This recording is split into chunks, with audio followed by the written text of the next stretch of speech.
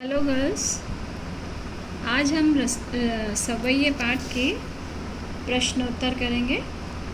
पहला प्रश्न है, ब्रजभूमि के प्रति कवि का प्रेम किन किन रूपों में अभिव्यक्त हुआ है। जैसा कि आपने पाठ में पढ़ा था, रसखान कवि किस रूप में ब्रज में निवास करना चाहते हैं।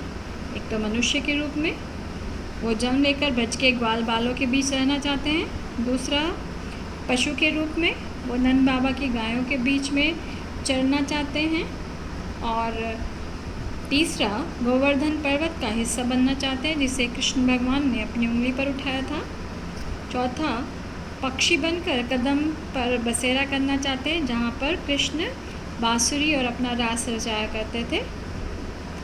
और जो कवि हैं, ब्रज के वन बाग तड़ाग के सौंदर्य को देखना चाहते हैं। यानी कहने का तात्पर्य है, जितनी भी कृष्ण की प्रिय वस्तुएं हैं उन्हीं सब के पास सानिध्य में वो रहना चाहते हैं। ठीक है।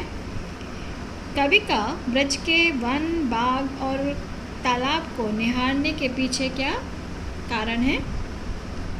कवि श्री कृष्ण और उनसे जुड़ी हर वस्तु से अगाध प्रेम करते हैं।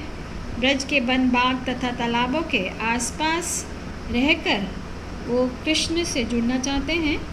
वे इनमें गाय चराते हुए, रास लीला रचाते हुए जो कृष्ण भगवान थे वो आया जाया करते थे। उनसे कवि कृष्ण का जुड़ाव तथा लगाव महसूस करता है। इसीलिए कवि वनों, बागों, तालाबों को निहारते रहना चाहते हैं।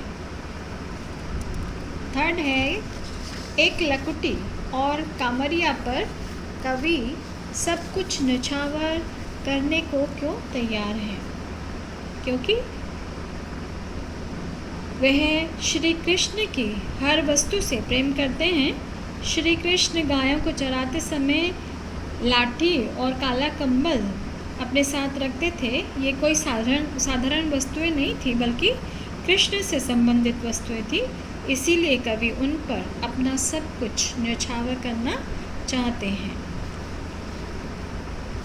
प्रश्न नंबर 4, सखी ने गोपी से कृष्ण का कैसा रूप धारण करने का आग्रह किया था। इसको आपको अपने ऑन वर्ड्स लिखना है। सखी गोपी से वही सब कुछ धारण करने के लिए कहती है जो कृष्ण भगवान धारण करते थे।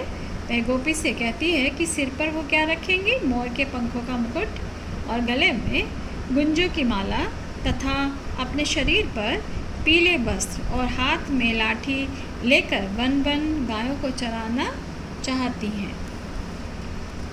क्वेश्चन नंबर 5, आपके विचार से कवि पशु पक्षी और पहाड़ के रूप में श्री कृष्ण का सानिध्य क्यों प्राप्त करना चाहते हैं। यहाँ पर जो कवि हैं, पशु पक्षी और पहाड़ के रूप में श्री कृष्ण का सानिध्य पाना चाहते हैं क्योंकि वे श्री कृष्ण का अनन्य भक्त थे और वे हर जन्म में, हर रूप में अपने इष्ट देव, जो उनके कौन थे, कृष्ण थे, उन्हीं की समीपता पाना चाहते हैं। वह ब्रज के पशु पक्षी पहाड़ के रूप में श्री कृष्ण की निकटता महसूस करते हैं। उन्हें लगता है कि उन वस्तुओं के रूप में श्री कृष्ण का सानिध्य पाने से उनका जो जन्म है वो सार्थक हो जाएगा। क्वेश्चन नंबर 6, यहाँ पर चौथे सवैया के अनुसार गोपियाँ अपने आप को क्यों विवश पाती हैं। क्यों विवश पाती हैं? क्योंकि जब वो श्री कृष्ण की मुरली की धुन अत्यंत मधुर तथा मादक है, उसको जब वो सुनती हैं और वो उसकी ओर खींची चली जाती हैं। तो यहाँ पर गोपियों का कृष्ण के प्रति जो आसक्ति भाव दिखाया गया है और इसी के कारण वो विवश होकर श्री कृष्ण की ओर हो जाती हैं, यानी कृष्ण के प्रति समर्पित हो जाती हैं। क्वेश्चन नंबर 7, यहाँ पर भाव स्पष्ट करना है, यानी एक्सप्लेनेशन करनी है आपको। पहली पंक्ति है, कोटिक ए कल धोत के धाम करील के कुंजन ऊपर वारो। इस पंक्ति में कवि रसखान का श्री कृष्ण से जुड़ी हुई वस्तु के माध्यम से उनके प्रति अगाध प्रेम प्रकट करता है। श्री कृष्ण गोपियों के साथ उन करीलों के कुंजों की छाँव में रास लीला रचाया करते थे। कवि के लिए इन करील कुंजों का अत्यधिक महत्व है। वह इन कुंजों को सैकड़ों जो सोने के महल हैं उनसे भी ज़्यादा वो प्रिय हैं। दूसरी पंक्ति का भाव देखिए। माई री बामुख की मुस्कानी समाई न जेहे न जेहे न जेहे। इस पंक्ति का भाव है, गोपी को श्री कृष्ण की मुस्कान इतनी सुंदर लगती है कि वो उसे देखकर अपने होश हवास खोकर विवश हो जाती हैं और अपने आप को वो संभाल नहीं पाती हैं। वह श्री कृष्ण के प्रति पूर्ण रूप से समर्पित हो जाती हैं। ठीक है। क्वेश्चन नंबर 8, कालिंदी कुल कदम की डाल में कौन सा अलंकार है? कौन सा अलंकार है? जहाँ पर वर्ण एक ही वर्ण की आवृत्ति बार बार हो तो अनुप्रास अलंकार है। क्वेश्चन नंबर 9, यहाँ पर आपको काव्य सौंदर्य ध्यान देना है। भाव सौंदर्य और काव्य सौंदर्य।